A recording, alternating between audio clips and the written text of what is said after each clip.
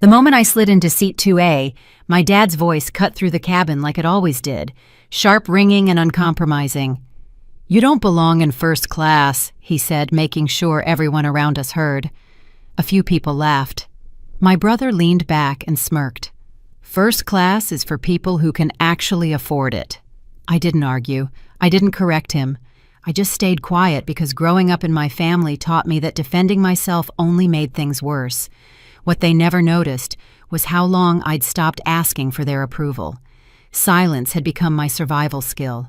Patience my shield. Then the intercom chimed. "Ladies and gentlemen, welcome aboard," the pilot began. A pause followed too long to be casual. "And a special welcome to Ms. Riley. It's an honor to have our airline's chairwoman flying with us today." The laughter died mid-breath. My father froze. My brother's grin collapsed. The movement was instantaneous, a ripple of suspended attention that snapped toward my seat. I didn't explain who I was. I didn't correct a single thing they'd said, because the real story wasn't about that announcement. It was about why my own family never believed I could become her. And that truth was about to hurt a lot more than their laughter ever did. This wasn't the first time my father had humiliated me in public.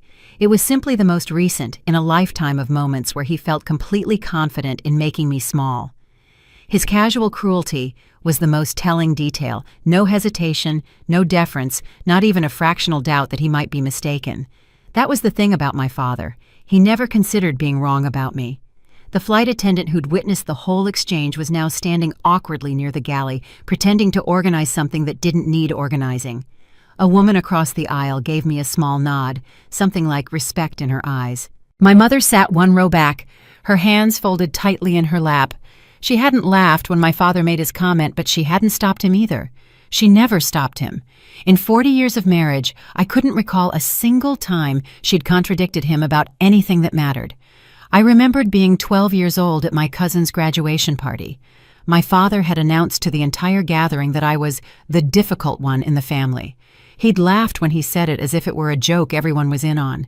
I had stood there in my new dress, the one I'd saved my allowance for 3 months to buy, and felt myself shrink until I was nothing at all. I learned something that day. Defending myself only gave him more ammunition. So I stopped defending. I stopped explaining. I built walls so high and so thick that eventually I stopped feeling the need to be seen by any of them at all. The cabin had returned to its normal rhythm now. But the energy had shifted in an invisible way. People were still stealing glances at me. My father. At the space between us that suddenly seemed to contain something no one quite understood. My father cleared his throat. "They probably just say that sort of thing for important passengers," he said, loud enough for me to hear. "Some kind of upgrade protocol." He wasn't talking to me. He was talking past me to himself, to anyone who might still believe his version of reality. Chairwoman was just a word. It didn't mean anything real. His daughter couldn't possibly be someone significant. The universe didn't work that way. I could have corrected him, but explanations required someone willing to listen. My father had never been willing to listen to me. The flight attendant approached with champagne. She offered the glass to me first, her demeanor entirely different from moments ago. "Ms. Riley," she said, her voice carrying just enough for my father to hear, "is there anything special we can do to make your flight more comfortable today?" I took the glass. "No, thank you. I'm fine." She nodded and moved on, offering champagne to the other first-class passengers, but somehow managing to skip my father entirely. He noticed. His face reddened slightly. Daniel was texting furiously on his phone. I wondered who he was telling. My phone buzzed with a message from my assistant. "Happy birthday, boss. The board presentation is confirmed for next week. Also, the acquisition team needs your approval on the Henderson deal." Work continued. It always did. The world I had built for myself didn't stop spinning just because my family refused to see it. I looked out the window as the plane began to taxi toward the runway. Below us, the airport spread out like a miniature city. The intercom crackled again, the pilot's voice warm and professional. "Flight crew, prepare for departure." My father still hadn't looked at me. My mother was staring at her hands. Daniel had stopped texting and was now staring out his own window, his reflection a mask of something I couldn't quite read. This flight would last 3 hours. 3 hours of sitting in proximity to people who had never once seen me as I actually was. 3 hours of pretending that the announcement hadn't happened, that the pilot hadn't just confirmed everything they'd spent decades denying. But the real story, the one that mattered, wasn't about this moment. The real story was buried in years of family dinners where my accomplishments were glossed over, in graduations where my father talked only about Daniel's future. The real story was about how I had stopped waiting for them to see me and had started building something they could never take away. And as the plane lifted off the runway and the ground fell away beneath us, I realized something else. This flight wasn't just taking us to Connecticut. It was taking us all toward a reckoning that had been years in the making. My family didn't know about it yet, but they were about to learn that the daughter they had dismissed, overlooked, and underestimated had become something they never imagined possible. And the truth, when it finally came out, would hurt them far more than their laughter had ever hurt me. The cabin settled into the measured thrum of cruising altitude. Outside the window, clouds stretched in endless white plains, deceptively peaceful. Inside, the air between my family and me had grown thick with unspoken questions and carefully maintained silence. My father had positioned himself in his seat with the deliberate posture of a man refusing to acknowledge that anything had changed. His newspaper was open in front of him, though I noticed he hadn't turned a page in 20 minutes. My mother had ordered tea she wasn't drinking. The cup sat cooling on her tray table while she smoothed the same crease in her skirt over and over, a nervous habit she'd had as long as I could remember. Daniel broke first. "So," he said, leaning across the aisle toward me with a casualness that didn't reach his eyes. "This chairwoman thing, when did that happen?" I turned from the window. "A while ago." "A while ago." He repeated my words slowly, testing them. "And you didn't think to mention it at Christmas, Thanksgiving, any of the family dinners where you sat there and said nothing. I wasn't aware I needed to file a report." His jaw tightened.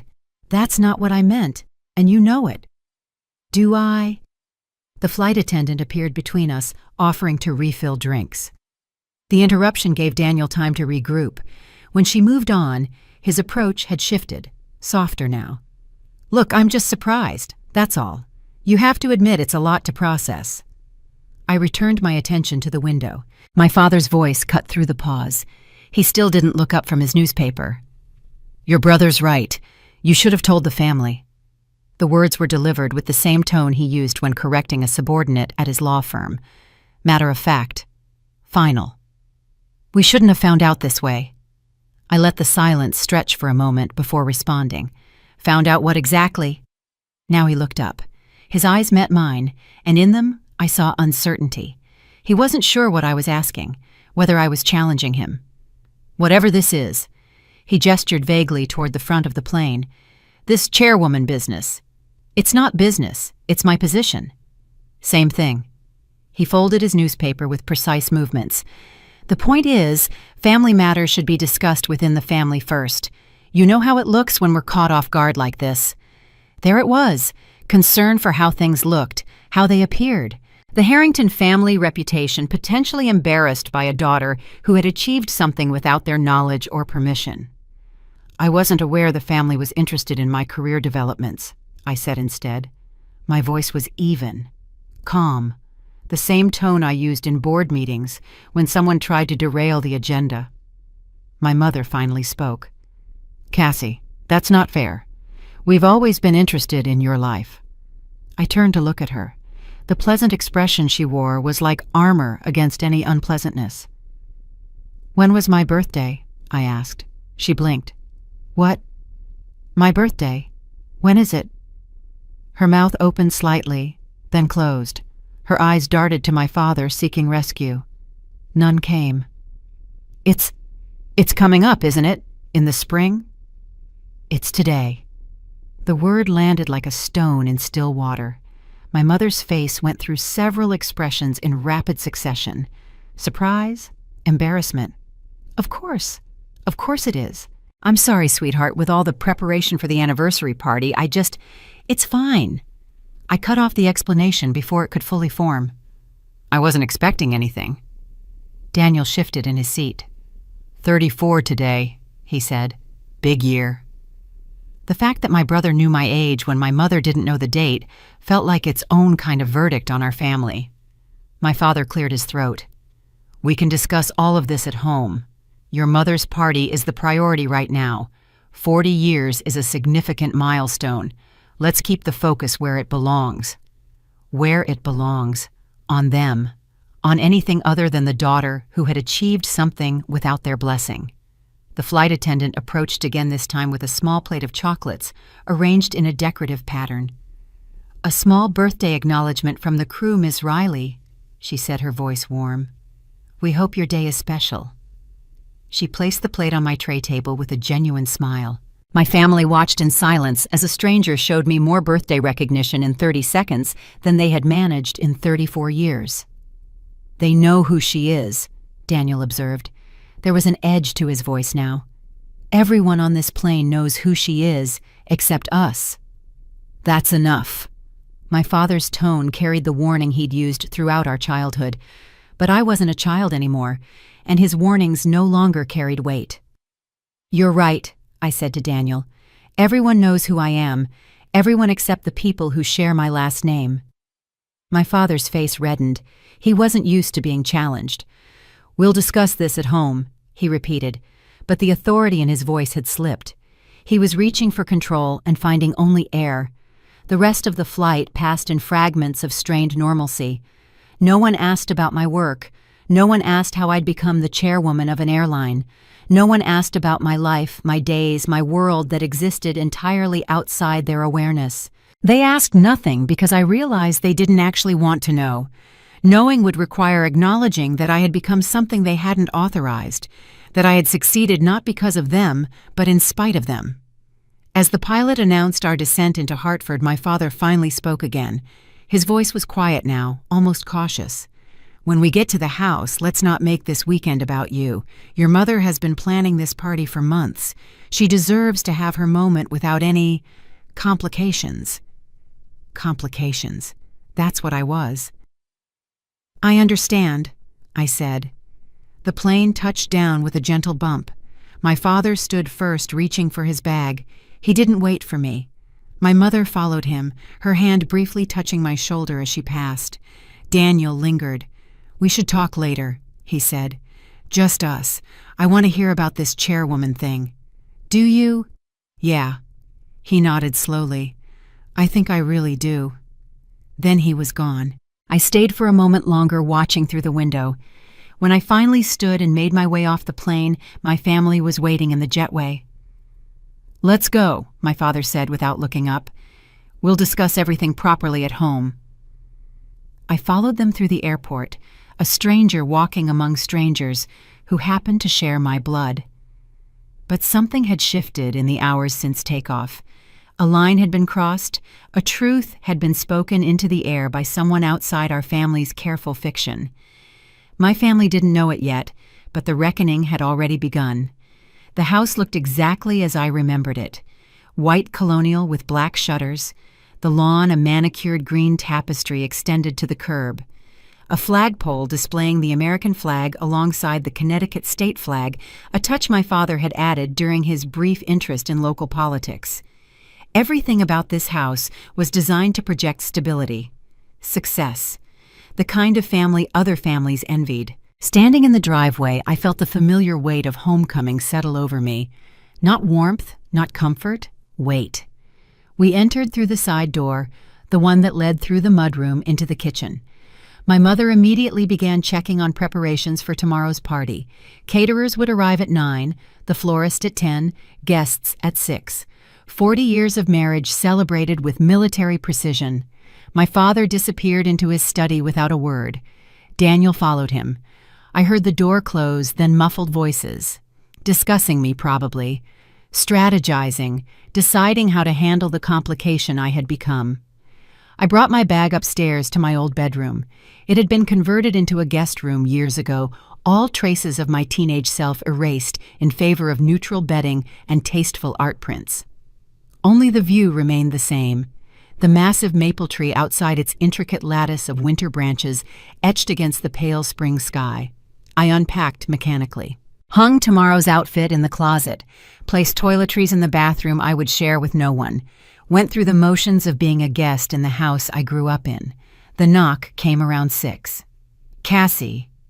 My father's voice through the door, not a request, a summons. "Come down to the living room. We should talk." The living room was arranged as it always was for family discussions.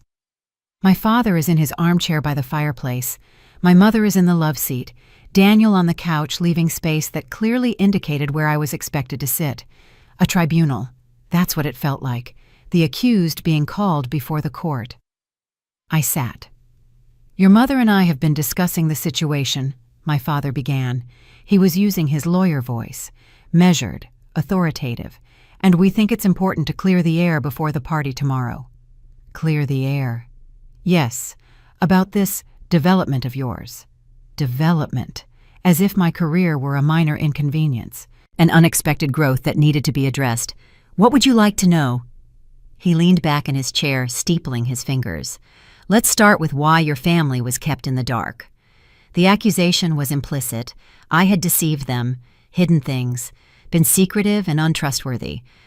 "I wasn't in the dark," I said evenly. "I knew exactly where I was going, what I was building." "That's not what I asked." "No, it's not." The silence stretched. My mother's hands were twisted in her lap again, that anxious wringing. Daniel was watching our father, waiting for his cue. "Let me be more direct," my father said. "This chairwoman position, how did it happen? Who gave it to you?" "No one gave it to me. I earned it." "How?" I could have explained the years of work, the late nights and early mornings, the strategic decisions and calculated risks, the pieces I had assembled with patience and precision until I held enough to claim what was mine. But something stopped me, an old memory rising to the surface like a bubble from deep water. "Do you remember when I was 23? I asked instead. My father's brow furrowed. "What does that have to do with anything?" "I applied for the Worthington Fellowship. It was a program for young entrepreneurs, very competitive. 3 years of mentorship, seed funding, access to industry leaders." I watched my father's face for recognition, for any sign that he remembered. He didn't. "I was selected," I continued. "From over 2,000 applicants, I was one of 12 chosen." My mother looked confused. "I don't remember you mentioning this." "I didn't get to mention it, because 3 days before the announcement you told me they had rejected me." The words hung in the air. My father's expression shifted, just slightly, a micro-movement around his eyes that someone who hadn't spent a lifetime studying his face might have missed. He remembered. "That was a long time ago," he said. "Yes, it was. And I did what I thought was best for the family." There it was. The admission was wrapped in justification. Daniel leaned forward. "Wait, what are we talking about here? What fellowship?" I turned to look at my brother, the golden child, the one who had received every opportunity, every support, every benefit of the doubt. "The Worthington Fellowship was going to launch my career 11 years earlier than it actually launched," I said. "It would have given me connections, resources, mentorship from people who had built exactly what I wanted to build." "And Dad said you were rejected." "Dad made sure I was rejected." The room went very still. My father's hands had tightened on the arms of his chair. "That's an exaggeration." "Is it?" "I found the emails, Dad. All of them. The one you sent to the selection committee expressing concerns about my stability. The follow-up where you suggested I might not be ready for such responsibility.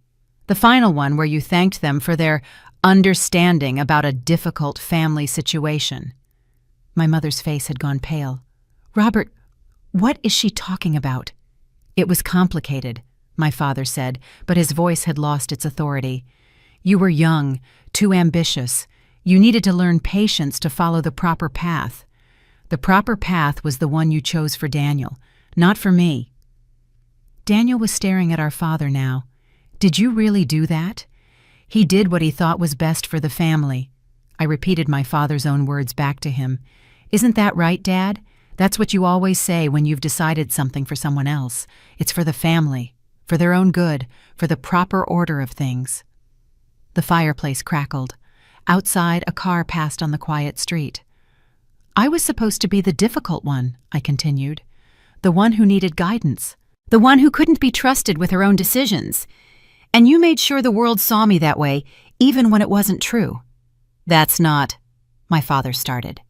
"Let me finish." My voice was calm, controlled. Years of practice speaking in boardrooms had taught me how to hold a room's attention without raising my voice. I didn't find those emails until 3 years ago. By then I had already built something, without the fellowship, without the mentorship, without any of the things you took away from me. I paused. But I found something else when I was looking through those old records, something I think you hoped I would never see. My father's face had gone rigid. The stock transfers, the ones you made in Daniel's name when I was 23, the same month you sabotaged my fellowship application. My mother made a small sound, not quite a gasp, more like air escaping from a tire. "That was estate planning," my father said quickly. "Perfectly normal estate planning. It had nothing to do with—" "It was my inheritance," I said. "Grandpa left that stock to both of us equally. But you transferred my share to Daniel's portfolio and told me the original request had been a mistake in the paperwork." Daniel had gone very still. "I didn't know that." "Of course you didn't. Why would you question anything that came your way? You were the golden child. Everything you received was your due. Everything I lost was my own fault."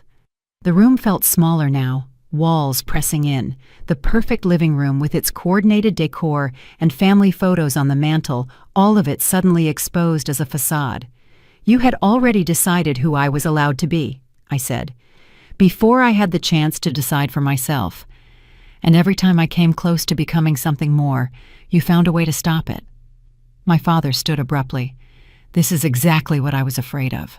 You've built this narrative in your head, this story, where you're the victim and everyone else is conspiring against you. That's not how it was. That's not how this family works." "Then how does it work?" "Tell me. I'd really like to know." He didn't answer. My mother was crying silently. Daniel looked like he was trying to solve an equation that kept coming out wrong. "It doesn't matter now," I said, standing to face my father. "What's done is done. I built what I built. I became who I became, without your help, without your blessing, without your permission." I moved toward the door. "Where are you going?" my mother asked. "To my room. We have a big day tomorrow. Your anniversary party. 40 years. Let's try to keep the focus where it belongs." I left them there, in their perfect living room with their imperfect truths scattered across the expensive rug. Behind me, I heard my mother's voice strained and pleading. "Robert, what did you do?" I didn't stay to hear his answer. At the top of the stairs, I paused. I looked down at the family photos lining the wall. Years of Christmas cards and graduation pictures and vacation snapshots. A family that looked from the outside like everything a family should be. They didn't misunderstand me. They decided who I was allowed to be. And now they would have to live with the consequences of that decision. Sleep didn't come easily that night. I lay in the guest bed that used to be my bed, staring at the ceiling, where glow-in-the-dark stars had once spelled out constellations, now painted over in tasteful eggshell white. The house settled around me with familiar creaks. The radiator was ticking as it cooled, the wind moving through the maple branches outside. Sounds I had grown up with, sounds that used to mean safety. Around midnight, I gave up on sleep. I opened my laptop instead. The blue glow illuminated the tasteful, sterile walls as I navigated to a folder I had created 3 years ago. A folder labeled simply Records. Inside were screenshots, email chains, bank statements, a paper trail that had taken months to piece together. I had first stumbled onto the truth by accident. A routine audit of my personal finances had turned up an anomaly. A stock transfer from 15 years earlier that listed me as the original owner before redesignating the shares to Daniel. The transfer had been signed by my father with power of attorney I had never granted. That discovery had opened a door I couldn't close. I scrolled through the documents now, not because I needed to review them, but because looking at the evidence reminded me that I wasn't imagining things. That the family narrative I had been fed my entire life was built on lies. The fellowship emails were the hardest to look at. I had been so young, so full of belief in my own potential, and my father had methodically dismantled that potential before it could even begin. The reply from the Worthington Committee chairman was particularly painful. "We appreciate you bringing these concerns to our attention, Mr. Harrington. Given the circumstances you've described, we agree that it may be best to redirect the fellowship to a candidate with a more stable situation." A more stable situation. Because my father had told them I was unstable, had fabricated a story about mental health struggles and family difficulties, had painted me as someone who couldn't be trusted with opportunity. I closed the laptop, sat in the darkness. The thing about betrayal is that it doesn't announce itself. It happens in quiet rooms and private conversations. It happens behind closed doors while you're out living your life believing the people who claim to love you would never work against you. I thought about all the years I had blamed myself, the rejections I had taken as evidence of my own inadequacy, the opportunities that seemed to slip away no matter how hard I worked. I had internalized the message my family had been sending. You're not good enough, you're not stable enough, you're not enough. But I was enough. I had always had enough. They just couldn't allow me to know it. A soft knock at my door interrupted my thoughts. "Cassie." My mother's voice barely above a whisper. "Are you awake?" I didn't answer immediately. Let her stand there in the hallway for a moment. "Yes." The door opened slowly.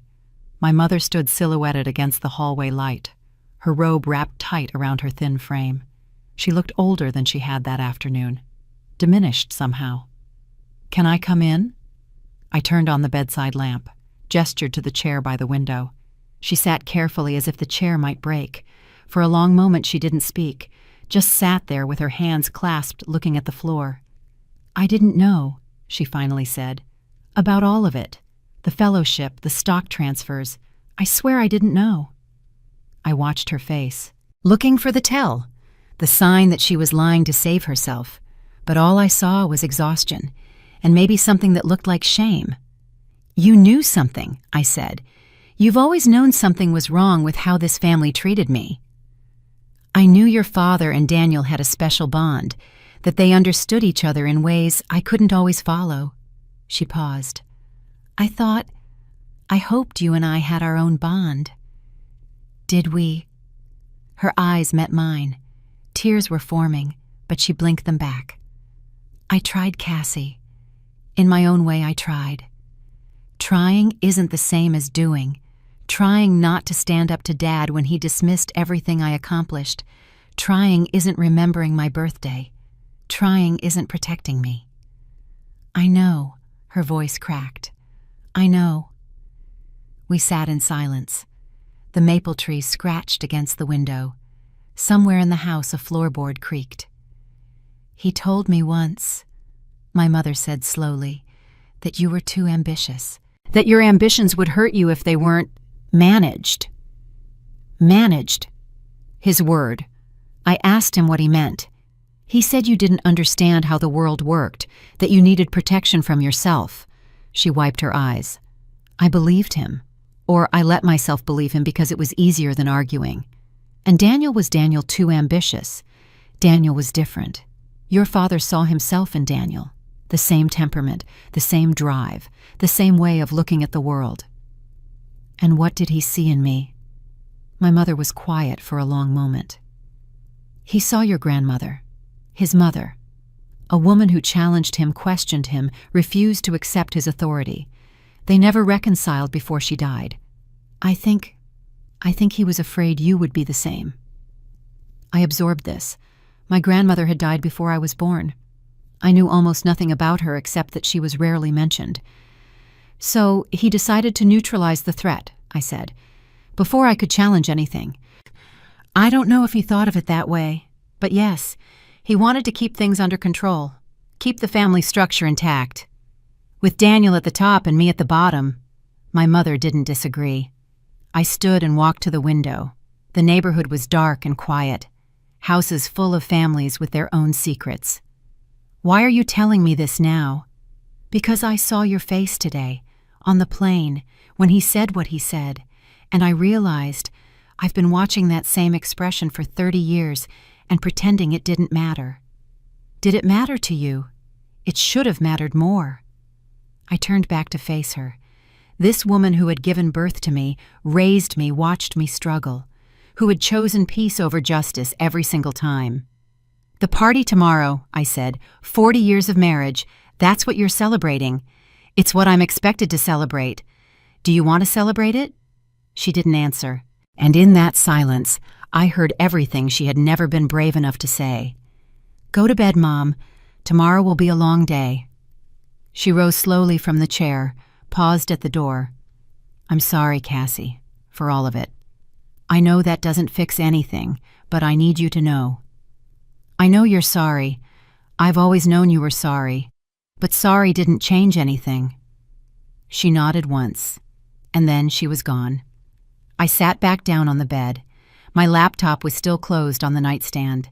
Inside it, all those documents, all that proof of systematic betrayal. But tonight had given me something the documents couldn't: context, understanding, the map of how it had all happened. My father saw his mother in me, a woman who challenged him, and rather than face that challenge, he had spent decades dismantling any power I might accumulate. What he hadn't anticipated was that I would find other paths, quieter paths, ways of building that didn't require his permission or his approval. The airline shares I had accumulated weren't in my name alone. I had used holding companies' trusts and strategic partnerships. By the time anyone connected the dots, I already held enough to claim the chairmanship. My father had taught me something valuable, even if he hadn't meant to. He had taught me that some battles can't be won through direct confrontation, that sometimes the only way forward is around, through, underneath. I picked up my phone, scrolled to a contact I hadn't used in months. "Eleanor," I typed, "I need a favor. Can you pull the Harrington family trust documents? I want to see everything my father has been managing." The reply came within minutes, even at this late hour. Eleanor never slept when there was work to be done. "Already on it. I had a feeling you might ask. We'll have a full report by Monday." I smiled in the darkness. It wasn't a warm smile. It wasn't a happy smile. It was the smile of someone who had finally stopped waiting to be seen by people who had chosen to be blind. Tomorrow will be my mother's anniversary party. 40 years of marriage, 40 years of carefully maintained appearances, 40 years of a family structure built on the foundation of my diminishment. But tomorrow would also be the beginning of something else, something my father never saw coming because he had spent so long refusing to see me at all. The truth was already in motion, and once it finished moving, nothing in this family would ever be the same. The morning of the anniversary party broke with a heavy steel-gray sky. I stood at my window watching caterers' vans pull into the driveway, workers in white shirts unloading trays and equipment with practiced efficiency. My mother was already in full hostess mode, directing traffic from the kitchen. My father had retreated to his study, avoiding the chaos. Daniel hadn't emerged from his room yet. I showered, dressed in something appropriately understated, and went downstairs to make myself useful. Not because I wanted to help celebrate 40 years of my parents' marriage, but because moving through the preparations gave me access to the house in ways that being a guest did not. The caterers barely noticed me. The florist was too busy arguing with my mother about centerpiece placement. I was invisible, the forgettable daughter, just as I had always been. This invisibility served me well. While everyone was distracted, I slipped into my father's study. He was in the backyard reviewing the tent setup with the party coordinator. His computer was still on. His email is still open. I didn't have much time. My fingers moved quickly across the keyboard. Years of building a company had taught me efficiency. I knew exactly what I was looking for. The folder labeled Estate Planning. The subfolder is labeled Trust Modifications. And there it was. A document dated 12 years ago. Amendment to the Harrington Family Trust. I scanned the contents. Technical language about beneficiary designations and distribution schedules. And buried in paragraph 7, a clause I had never seen before. Upon the death of Robert Harrington Sr., all remaining trust assets shall be distributed to Daniel Robert Harrington as primary beneficiary. Cassandra Marie Harrington shall receive a lump sum of $50,000 in lieu of any ongoing interest in the trust. $50,000 out of a trust worth millions. I took a photo with my phone, then another of the signature page, my father's signature, my mother's signature, a notary stamp from a firm in Hartford. The document was dated 1 week after my grandmother's funeral, the same grandmother my mother had mentioned last night, the one who had challenged my father, the one he had never forgiven. He had rewritten the trust while I was still mourning, while I was 22 years old and had no idea that documents like this even existed. Footsteps in the hallway. I closed the folder, stepped away from the computer, and was examining a book from the shelf when my father walked in. "What are you doing here?" "Looking for something to read." I held up a volume of American history. "The party preparation is overwhelming." He studied me for a moment, suspicious but not alarmed. He had no reason to think I would look at his files, no reason to believe the invisible daughter had learned to see. "The party starts at 6, he said. "I expect you to be presentable and cooperative. No discussions about yesterday, no scenes. This is your mother's day." "Of course." He waited for something more, a challenge, an argument, the defiance he had trained himself to expect from me. I gave him nothing. He nodded once and left. Back in my room, I forwarded the photo to Eleanor. "Add this to the file. I want a full analysis of what this means legally." Her response came quickly. "Initial read this amendment was executed improperly. Your signature should have been required for changes of this magnitude. I'll have more by tomorrow." I put down the phone, sat on the edge of the bed, let myself feel for just a moment the weight of what I had discovered. My own father had written me out of the family inheritance, had done it secretly, illegally, and with the full knowledge that I would never know until he was dead, and it was too late to challenge. This wasn't just favoritism. This wasn't just preferring Daniel over me. This was erased. Systematic, documented, deliberate erasure. I thought about the girl I had been at 22, grieving my grandmother, trying to find my place in a family that had already decided I didn't have one. If I had known then what I knew now, would it have broken me, or would it have set me free sooner? It didn't matter. I know now. And knowledge, as they say, is power. The party began to take shape downstairs. I heard the doorbell ring, guests arriving early, the murmur of voices and clink of glasses. My mother practiced laughter. I checked my reflection in the mirror, adjusted my earrings, smoothed my hair. Time to play my part. The living room was transformed, white flowers everywhere. A string trio played classical selections from a discreet corner. Champagne circulated on silver trays. My parents stood near the fireplace receiving congratulations. 40 years of marriage, an accomplishment worth celebrating if you didn't look too closely at what those years had cost. I moved through the room accepting polite greetings from relatives I barely knew. Aunts and uncles who remembered me as a child. Cousins who had heard the family narrative and believed it. "Cassie, you look wonderful. Cassie, we never see you anymore. Cassie, your parents must be so proud." I smiled and nodded and said the appropriate things. Yes, it had been too long. Yes, I was doing well. Yes, my parents were certainly proud. The lies came easily. They always had. Daniel found me near the bar. He was wearing a suit that probably cost more than most people's monthly salary. His wife Jennifer was somewhere else working the room with the ease of someone who had married into exactly the life she wanted.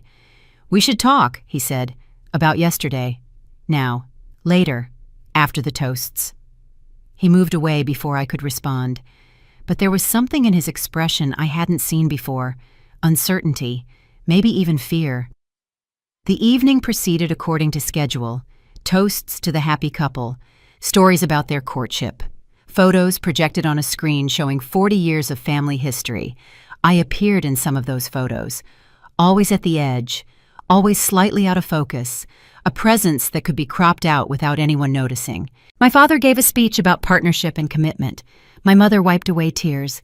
Guests raised their glasses to decades of love, and I stood among them holding my champagne, knowing what I knew, seeing what I saw. The party wound down around 11. Guests departed with hugs and promises to stay in touch. The caterers began cleaning up.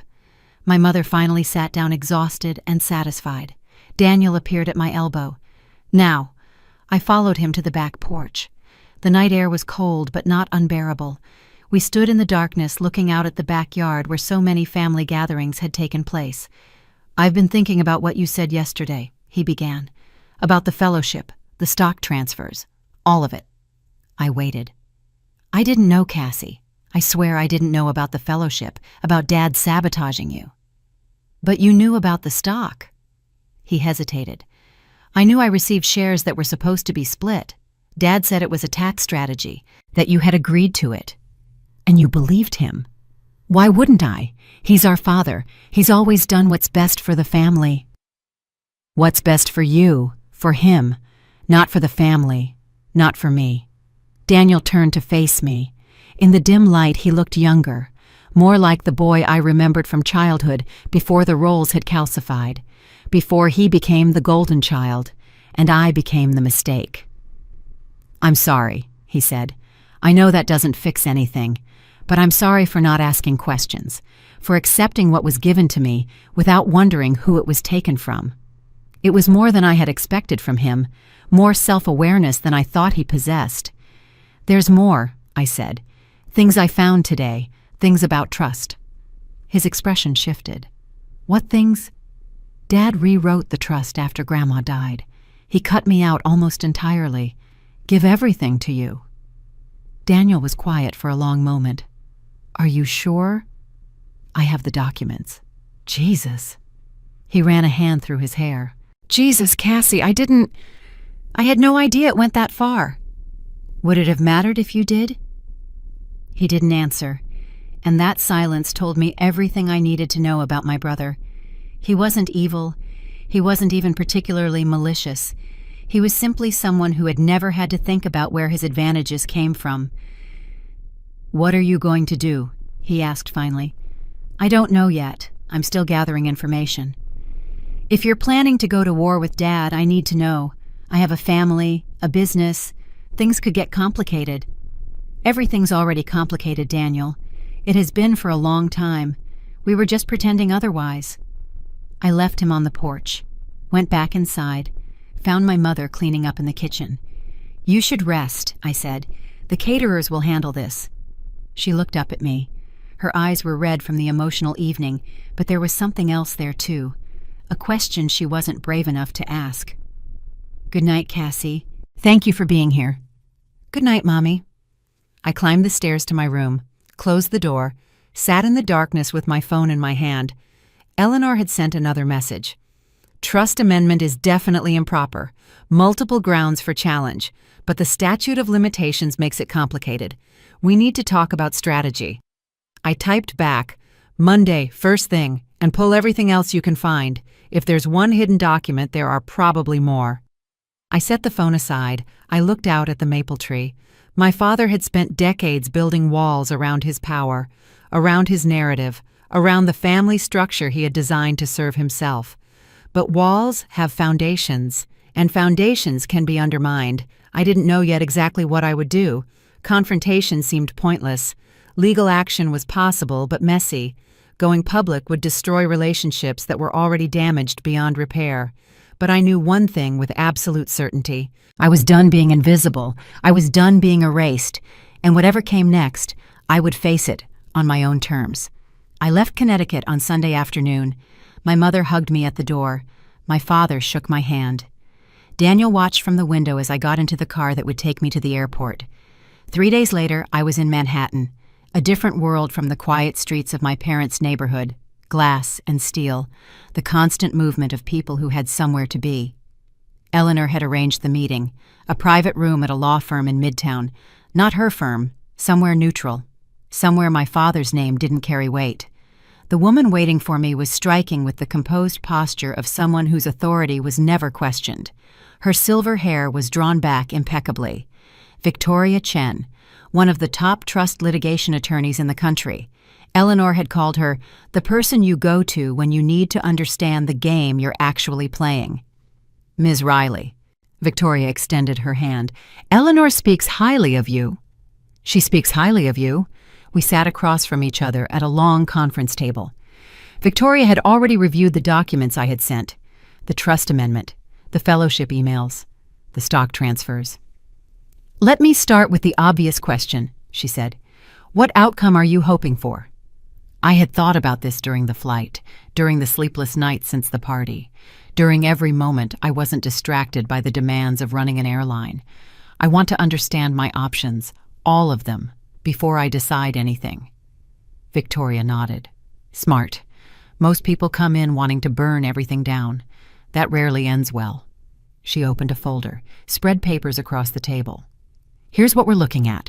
The trust amendment from 12 years ago is vulnerable on several grounds. Your signature should have been required. The notarization appears to have been improper.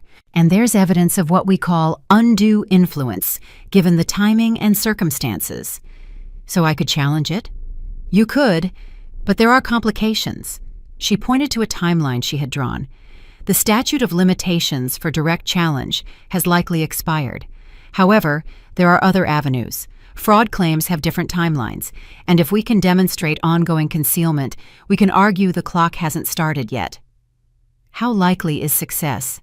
Honestly, hard to say. These cases are unpredictable. Judges have a lot of discretion, and your father is well connected in Connecticut legal circles. I absorbed this. What about the stock transfers? The fellowship sabotages? The stock transfers are simpler. Those were your assets improperly transferred without your consent. We can make a strong case for restitution. And the fellowship, Victoria leaned back. That's where it gets interesting.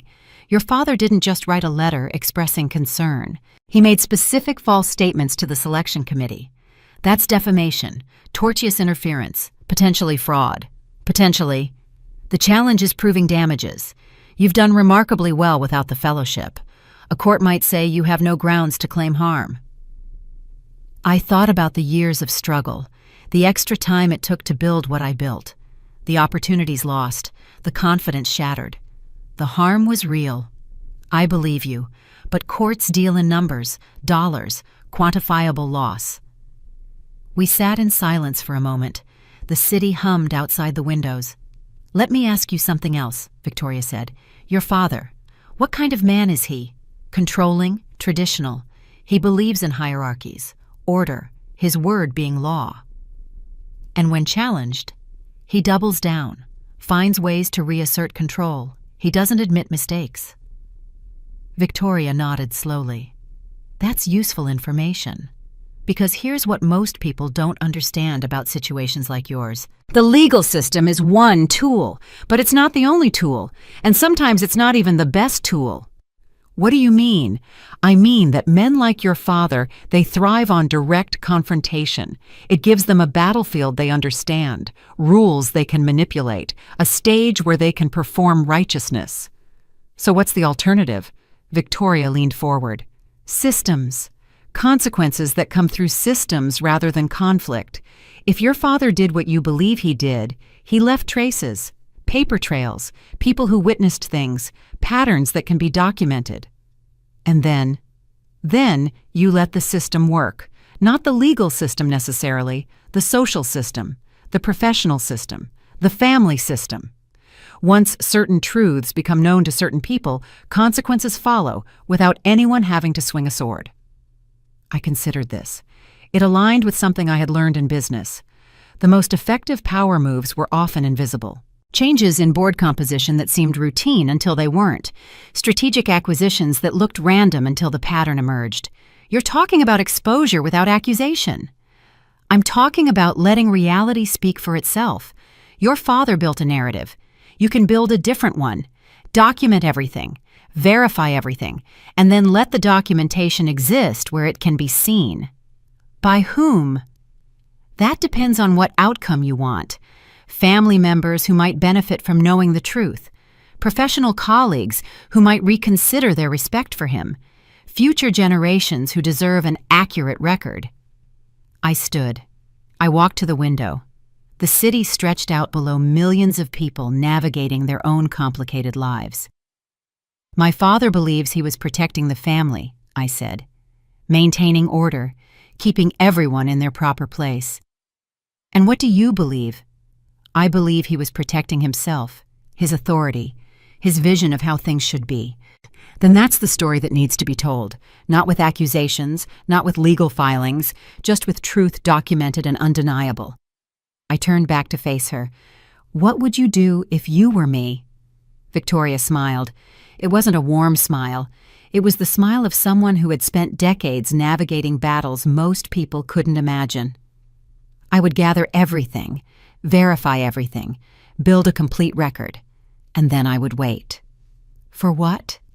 For the moment when the record matters most, when your father's house of cards is vulnerable, when the truth landing in the right place at the right time will do more damage than any lawsuit ever could. That could take years. It could, or it could happen next week. The point is being ready. I thought about the meeting scheduled for Monday, the Henderson acquisition that needed approval. The board presentation is coming up. And I thought about my father still believing he had control, still confident that the daughter he had dismissed would never understand the game he was playing. He had taught me more than he knew. Every time he had outmaneuvered me, I had learned something. Every door he had closed, I had found another way around. There's something else you should know, I said. My brother, Daniel. He seemed genuinely surprised by what I told him, maybe even disturbed. Interesting. Is he a potential ally? I don't know yet. He's benefited from everything my father did, but he also has a conscience, or at least the remnants of one. Then that's another variable to consider. Brothers are complicated. They can be your greatest ally or your most dangerous enemy, sometimes both at once. I gathered my things. The meeting had given me what I needed. Not a plan exactly, but a framework. A way of thinking about what came next. At the door, Victoria stopped me. One more thing. You mentioned your father sees his mother in you, a woman who challenged him. That's what my mother said. Then consider this. Your grandmother died without reconciling with him, without ever having the confrontation that might have cleared the air. She went to her grave with that unfinished business between them.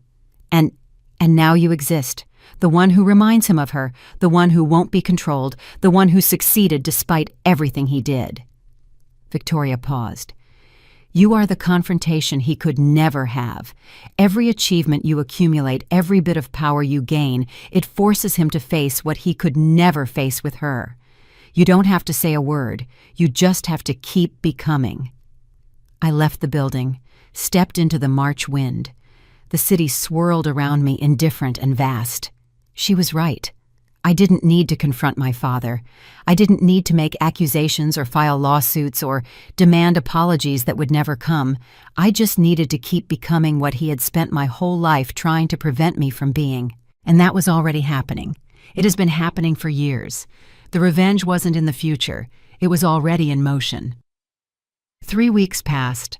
I returned to my normal life. The airline, the board meetings, the steady work of running something large and complex. But beneath the surface, things were shifting. The first sign came through channels I hadn't anticipated. A business deal my father had been pursuing for months had stalled. Nothing dramatic, just delays that kept extending. Approvals that got lost in bureaucracy. Partners who suddenly needed more time to review the terms. My father blamed market conditions, regulatory uncertainty, the usual excuses. He didn't know that the holding company he was trying to acquire had recently entered discussions with a larger entity, an entity that happened to be advised by people I knew, people who might have raised questions. Not accusations, just questions. The second sign was more personal. My mother called me one evening, her voice strained. Your father had a difficult day, she said. Some colleagues from his old firm stopped by. They wanted to discuss something about a case from years ago. He was very upset after they left. What case?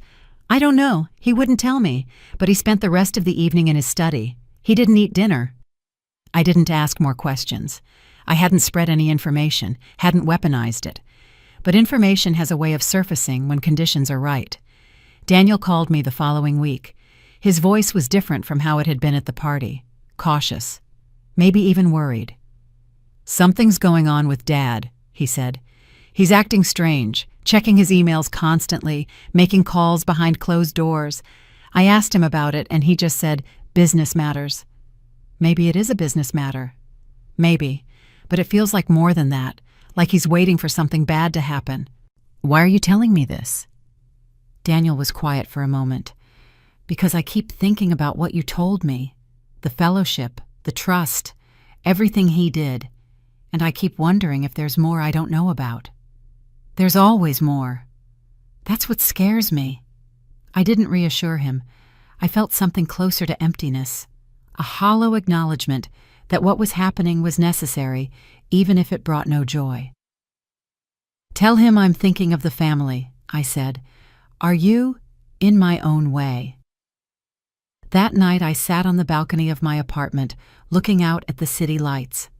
Somewhere in Connecticut, my father was discovering that the walls he had built around his power were not as solid as he believed. He had spent decades controlling the narrative. But narratives are fragile things. They depend on everyone agreeing to the same story. And one by one, people were starting to question the story my father had told. Daniel called again the next morning, earlier than usual. "Dad's coming to the city tomorrow. He wants to have lunch with me. I think he's going to ask for something." "What makes you think that?" "Because that's the only time he has lunch with me, when he needs something." "You should have lunch," I said. "Listen to what he has to say, and then decide for yourself. Will you be in the city? Maybe we could meet after." Maybe. Something was shifting, not just in my father's circumstances, but in the family itself. The structure that had been so rigid, so unyielding, was starting to show cracks, and I hadn't even done anything yet. Hadn't made accusations, hadn't filed lawsuits, hadn't confronted anyone. I had just stopped pretending, stopped playing the role they had assigned me, stopped being invisible, and that it turned out was enough to start bringing down the walls. My father's lunch with Daniel must have gone differently than he expected, because 2 days later, I received a call I had never anticipated. "Cassie," my father's voice, calling me directly, something he hadn't done in years. "I'd like to see you. I'm in the city for some business. Dinner tonight?" I almost said no, almost claimed a prior commitment, but something stopped me. Curiosity, maybe, or the need to see for myself what desperation looked like on a man who had never experienced it. "Where?" He named a restaurant, a clubby, low-lit institution where the quiet confidence of the patrons eclipsed any need for listed prices, a place where he had taken clients and colleagues for decades. I arrived first, sat at the table he had reserved, ordered sparkling water, and waited. He was 10 minutes late, unusual for a man who considered punctuality a moral virtue. When he entered, I noticed things I had missed at the anniversary party: the slight hunch in his shoulders, the gray around his temples that seemed to have spread, the careful way he moved as if he wasn't sure the floor would hold him. "Cassie," he sat across from me. "Thank you for coming." "Of course." The waiter appeared. My father ordered without looking at the menu, something he had probably ordered 100 times before. I chose something simple. This wasn't a meal, it was a negotiation. "I wanted to talk to you about the family," he began. "About where things stand." "Where do they stand?" He paused, adjusted his napkin, cleared his throat. "I think there may have been some misunderstandings over the years. Things that got complicated. That's one way to put it. I know you're angry with me. I know you feel wronged. But families are complicated, Cassie. Sometimes decisions are made that seem harsh, but are actually for the best. Who's best? Everyone. The family as a whole." I sipped my water, let the silence stretch. "You're doing well," he said. "The airline, your position. I've been following your progress." "Have you? I'm proud of you. I know I haven't always shown it, but I am." The words landed wrong. like clothes that don't fit, like a performance by someone who had never learned their lines. "What do you want, Dad?" His mask slipped just for a moment. Surprise flashed across his face.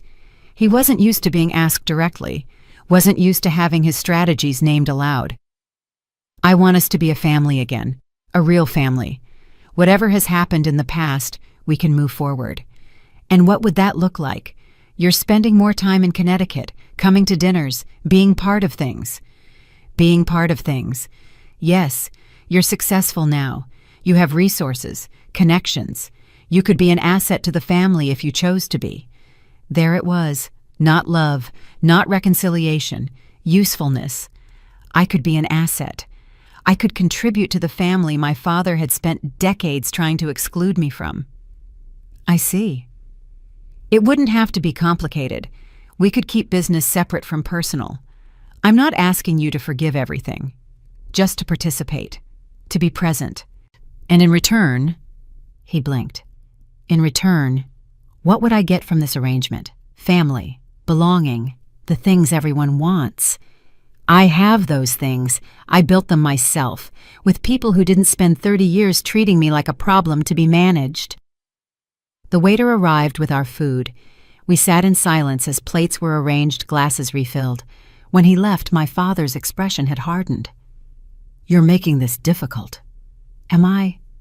I'm trying to extend an olive branch, to build a bridge, and you're treating it like a hostile negotiation." "It is a hostile negotiation, Dad. You just prefer to pretend otherwise." His hand trembled slightly as he reached for his wine. I watched him drink. I watched the effort it took for him to maintain composure. "I've made mistakes," he said quietly. "I know that. I'm not asking you to forget them. I'm asking you to move past them. Move past them, without acknowledgement, without accountability. Just pretend they didn't happen because you've decided it's time." "What do you want me to acknowledge? Everything? The fellowship? The trust? The years of being told I was difficult, unstable, too ambitious? The systematic dismantling of every opportunity that came my way? The decision to make Daniel your heir and make me an afterthought?" His face had gone pale. Some of those are exaggerations, misinterpretations. "I have documentation. I have emails. I have the amendment you signed 1 week after Grandma's funeral. Would you like to see them?" "That's not—" He stopped, started again. "Legal matters are complicated. You don't understand the full picture." "Then explain it to me." He couldn't. We both knew he couldn't, because the truth was exactly what I had said, and no amount of spin could make it something else. "You're going to destroy this family," he said finally. "Is that what you want?" "I'm not going to destroy anything. I'm just not going to pretend anymore. Not going to play the role you assigned me. Not going to be the difficult daughter who needs to be managed and controlled." "Then what are you going to do?" "Nothing. I'm going to do nothing. I'm going to live my life, run my company, build relationships with people who see me for who I am. And whatever happens to your carefully constructed world, it will happen without any action from me." I stood. I placed my napkin on the table. "The dinner was your idea, Dad. The reconciliation was your idea. I didn't ask for it. I didn't need it. I just wanted to see if you were actually sorry or if you just wanted to add my success to your collection." "Cassie, I have my answer." I walked out of the restaurant, past the maitre d' who knew my father's name, past the bar where powerful men made deals over expensive drinks, out into the evening air where normal people were walking normal lives. My phone buzzed. A text from Daniel. "How did it go?" I typed back. "He hasn't changed, he just wants new leverage." Daniel's response came quickly. "I'm starting to understand that. Call me tomorrow." Tomorrow. I walked for a while. Through the streets I had walked many times before, past buildings that housed fortunes and futures. My father had tried to reclaim me, to pull me back into the family orbit where he could control my narrative benefit from my success, rewrite history to make himself the benevolent patriarch. But you can't reclaim something you threw away, and the daughter he had dismissed was no longer interested in belonging to a family that had never really wanted her in the first place. The conference arrived in May, an annual gathering of aviation industry leaders. board members, executives, investors. The kind of event where fortunes shifted based on conversations in corridors. I had been invited to give a keynote address. The first chairwoman in the airline's history speaking about innovation and leadership in a changing industry. A significant moment for me, though. I tried not to think of it that way. What I hadn't expected was that my father would be there. His name appeared on the guest list 2 weeks before the event. He was attending as a board member of another company, one that had recently entered discussions about a partnership with an airline that happened to be one of our competitors. The world of business is smaller than people realize. Connections thread through industries. Names appear and reappear. Families intersect with corporations in ways that are sometimes coincidental and sometimes not. I saw him across the ballroom before my speech. He was talking with a group of men I didn't recognize, laughing at something, playing the role he had played for decades. The successful attorney, the well-connected board member, the patriarch of a respectable family. Our eyes met a flash of acknowledgement and immediate withdrawal, and I simply turned my attention elsewhere. My speech was scheduled for the afternoon session. I had rehearsed it carefully, focusing on the substance rather than the performance. Facts and figures, vision and strategy, the kind of content that matters to people who move markets. When I took the stage, the room was nearly full. I saw familiar faces in the front rows, industry colleagues, partners, people I had worked with for years. And in the middle section, my father, sitting next to the CEO of the company he represented, watching me with an expression I couldn't quite read. I delivered my speech. We talked about transformation and resilience, about building something that could weather uncertainty, about the value of perspective that comes from unexpected places. I didn't look at my father while I spoke. I didn't need to. The applause at the end was generous. The questions from the audience were thoughtful. I handled them with the confidence that comes from knowing your subject inside and out. When I stepped down from the stage, people approached. Handshakes and congratulations, business cards exchanged, the normal ritual of networking. And then a voice I didn't expect. "Impressive presentation, Ms. Riley." I turned. A man I vaguely recognized. Silver-haired, expensive suit, the bearing of someone who expected to be listened to. "Marcus Wellington," he said, extending his hand. "I'm on the board of Apex Airlines. We've been following your work with great interest." "Thank you. I must say, when I first heard about you, I was skeptical. Young women in a traditionally male-dominated field, family background in law rather than aviation, but you've proven yourself." I smiled politely. I knew where this was going. "I have to ask," Marcus continued, "and forgive me if this is indiscreet, but your father, Robert Harrington, he's here today, isn't he?" "He is." "I've known Robert for years. Good man, very respected in legal circles." He paused. "Funny thing, though, I never knew he had a daughter in aviation. He never mentioned you. Not once." I let the silence hold for a moment before responding. "My father and I have different interests. We don't often discuss work." "I see." Marcus nodded slowly. "Well, whatever the family dynamics, you've certainly made your mark. If you ever want to discuss opportunities at Apex, my door is open."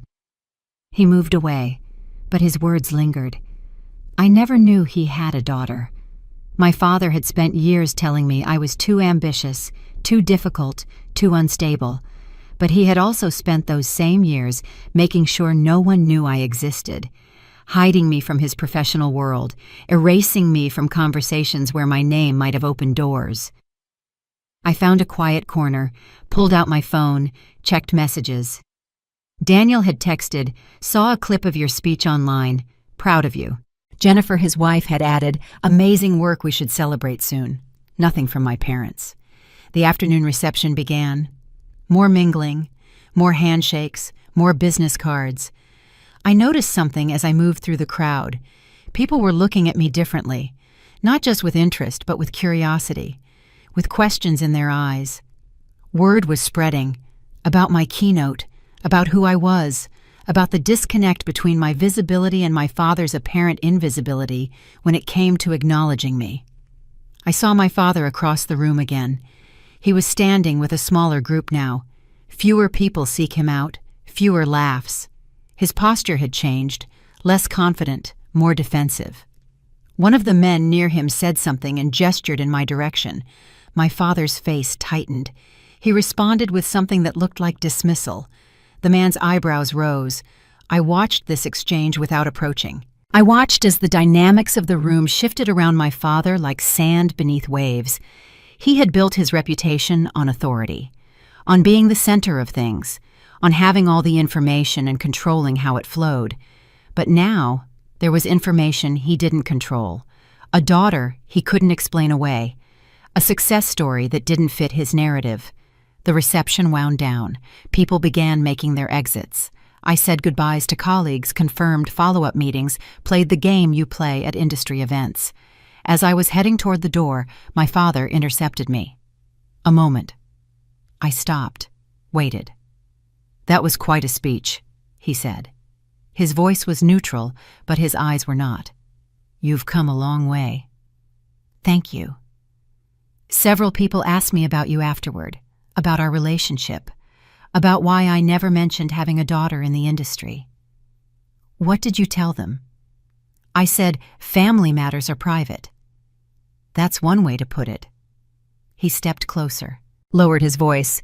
"This isn't sustainable, Cassie. Us being in the same circles, people asking questions, it creates complications." "Complications for whom?" "For everyone. The family, your career, my reputation." I looked at him. This man who had been the center of my universe for so long, who had defined my understanding of myself and my place in the world. "Your reputation is your concern, Dad, not mine. I'm not going to apologize for being successful. I'm not going to hide to make you more comfortable. I'm not asking you to hide. I'm asking you to be discreet, to manage the situation. The situation you created by pretending I didn't exist. The situation where you sabotaged my career and then acted surprised when I built one anyway. That situation." His face reddened. "Keep your voice down." "My voice is exactly where it needs to be. The question is whether yours is." I walked away, left him standing there in the emptying ballroom. Outside, the spring air was fresh and clean. I breathed it in. I felt something release in my chest. The room hadn't looked at my father the way it used to. People had noticed, questioned, I wondered. The narrative he had maintained for so long was developing cracks, and all I had done was show up, do my job, be visible. That was the thing about truth. It didn't require accusation. It just required light. The calls started 3 days later, first from my mother, then from Daniel, then from relatives I hadn't heard from in years, all with variations of the same message. My father was upset. Something had happened at the conference. There was talk in his professional circles. I didn't respond to most of them. Let the voicemails accumulate. What I hadn't anticipated was my father's response. Rather than pulling back, retreating, reconsidering, he did what he always did when challenged. He doubled down. I learned about it from Daniel, who called me on a Thursday morning sounding rattled. "Dad's planning something," he said. "He called me yesterday. He wants to have a family meeting this weekend. Everyone is together to address the situation." "What situation?" Your success, the way people at the conference were talking. He thinks the family needs to present a united front. A united front against what? Against whatever narrative you're creating, I think. He kept saying the family needs to get ahead of this, control the story. I set down my coffee. I looked out at the city. What exactly does he think I'm doing? He's not being specific, but he mentioned lawyers, said something about protecting family assets, making sure everyone's interests are aligned. Everyone's interests, meaning his interests. Probably. "Cassie, I don't know what to do here. Jennifer's worried. The kids have been asking why Grandpa sounds angry on the phone. You should do what you think is right. I'm not going to tell you to take sides. That's the problem. I don't know what's right anymore. For so long, Dad's word was law. If he said something was true, it was true. If he said something was necessary, it was necessary. But now you're questioning." "Yeah, now I'm questioning everything." I hung up, sat with what Daniel had told me. My father was panicking, not in an obvious way, he would never show that publicly, but in the way of someone who has lost control and is scrambling to reclaim it. A family meeting, a united front, lawyers protecting assets. All the moves of a man who feels his foundation shifting beneath him. The family meeting was scheduled for Saturday afternoon. I wasn't invited, or rather I was quite pointedly excluded. My mother called apologetic and nervous to explain that your father thinks it's best if you're not there for the initial discussion. I understand, I said. Cassie, I want you to know I tried. I told him that excluding you was wrong, that it would only make things worse. What did he say? He said it wasn't about excluding you. It was about having an honest conversation without worrying about what you might do with the information. About what I might do. Yes. I let the silence sit for a moment. Mom, can I ask you something? Of course. All these years, all the times Dad said things about me, did things to me, made decisions about my life, did you ever tell him to stop? Not just think about it. Actually tell him. My mother's breathing was audible through the phone, shaky, uncertain. I tried, she said finally, in my own way. That's what I thought. I didn't go to Connecticut on Saturday. I went to work instead, reviewed contracts, took calls, did the things that needed doing. But I had made arrangements. Daniel texted me that evening. The meeting was intense. Dad laid out his concerns. We talked about family reputation, about protecting what we've built, wanted everyone to agree not to discuss family matters with outsiders. And did everyone agree? Some did. Aunt Margaret and Uncle Paul, they always side with Dad. And you? I didn't say yes. I didn't say no either. I said I needed to think about it. That's probably wise. Cassie, there's more. Dad showed us documents, financial stuff, trust information. He said there might need to be changes made, adjustments, to ensure the family's future. What kind of adjustments? I don't know exactly, but he mentioned something about restructuring, about making sure assets are protected from potential litigation. I smiled, though Daniel couldn't see it. My father was worried enough to start moving money, to start making changes that might shield him from the consequences of his own actions. But moves like that left trails, paper trails, electronic trails, the kind of trails that made lawyers' jobs easier, not harder. Keep me posted, I said, and Daniel, be careful about what you sign. Why? Because our father is not acting in everyone's best interest. He's acting on his own, and anyone who doesn't understand that is going to regret it. The following week brought more developments. My father reached out to several board members at companies where I had connections attempting to gather information about my business dealings. He hired a private investigator. I learned about this from Eleanor, whose network was extensive to look into my finances. He called former classmates of mine from business school, former colleagues from my early career, people who might have grievances, stories to tell. He was building a case. Not a legal case necessarily, a narrative case. Trying to find evidence that I was unstable, vindictive, not to be trusted.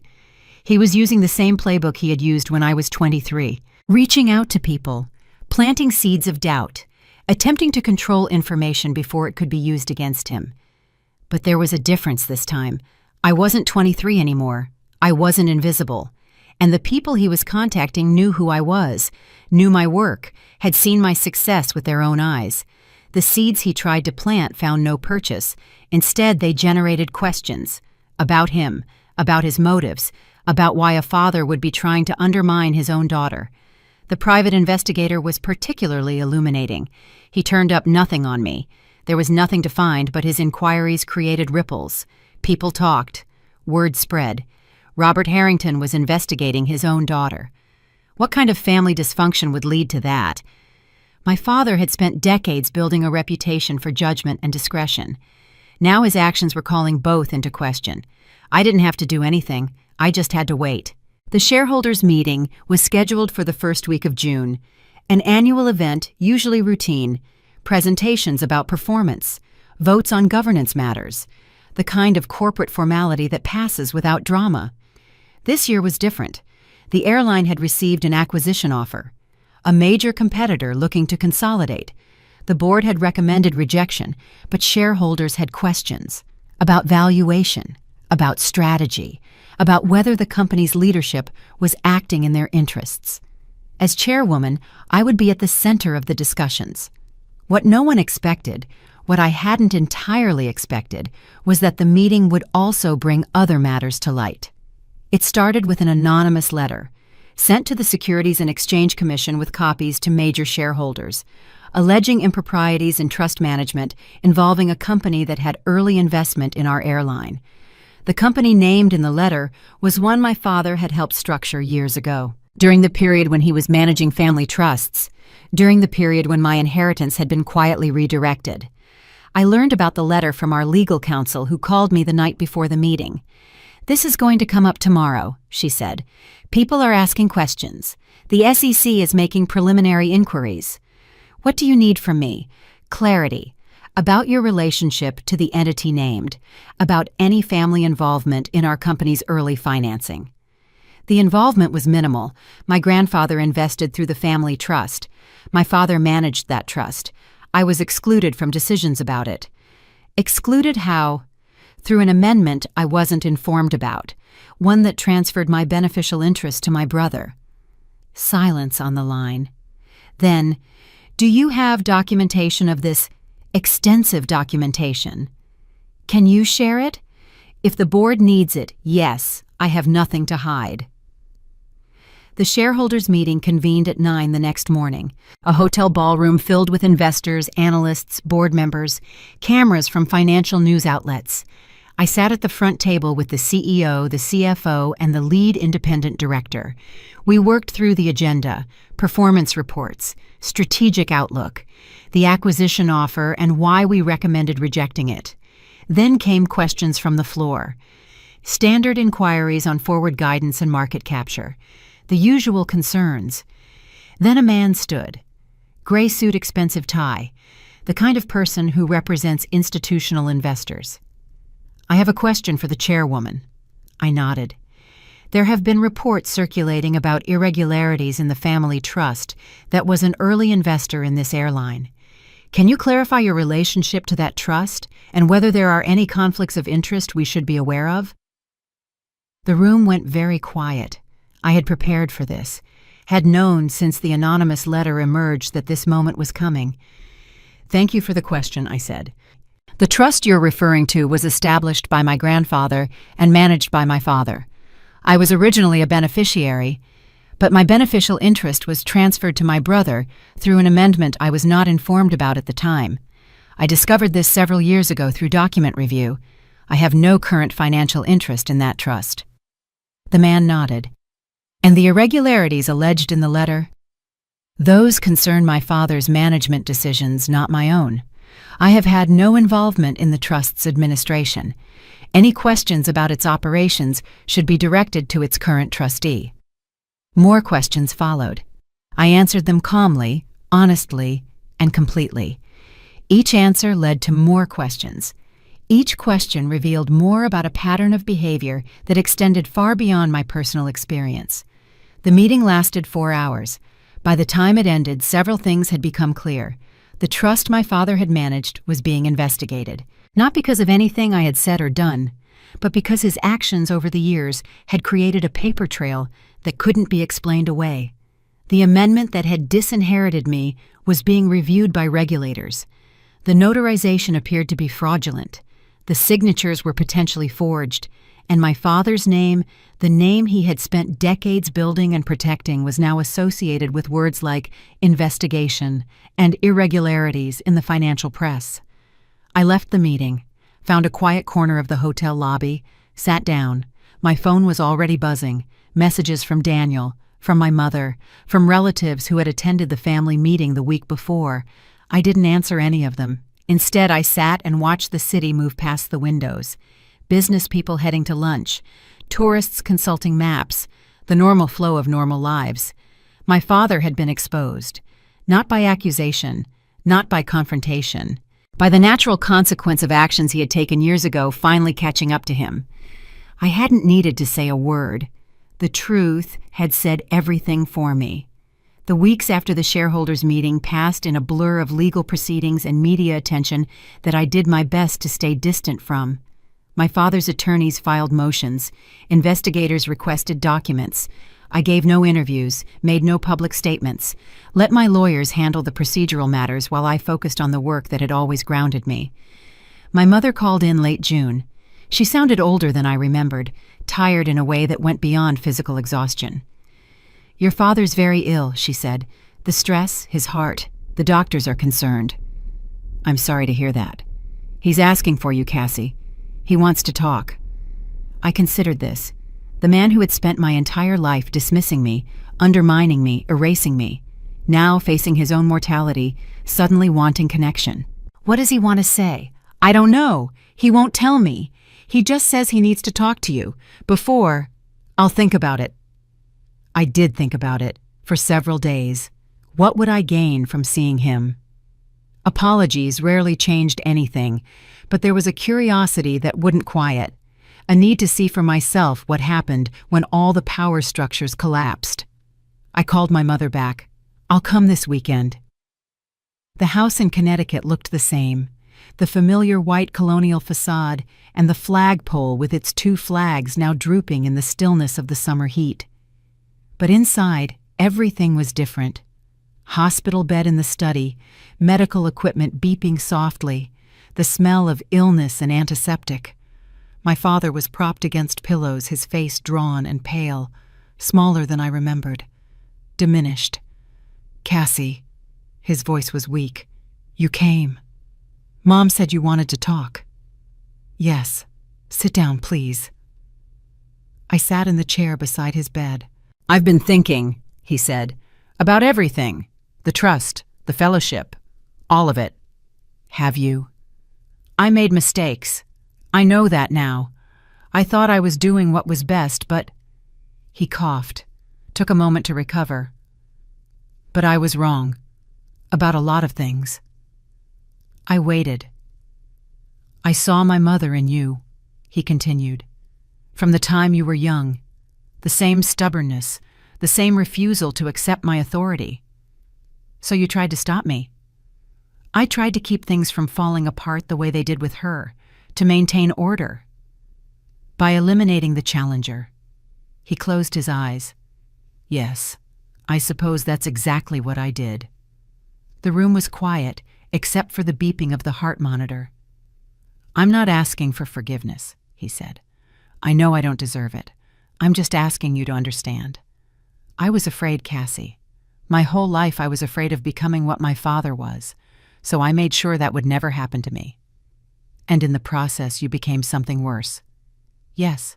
His eyes opened, met mine. "Yes, I became something worse." "I don't forgive you," I said. "I don't know if I ever will. But I'm not angry anymore either. I've built a life that has nothing to do with your approval or your opposition. Whatever you did, it didn't stop me." "I know. I've watched. You've become everything I was afraid of, and more." "I've become myself, that's all." He reached out. "I have something for you. In the desk drawer. An envelope. I had the lawyers prepare it." I found the envelope. Inside a document. An amendment to the trust properly notarized restoring my original beneficial interest. "It won't fix anything," he said.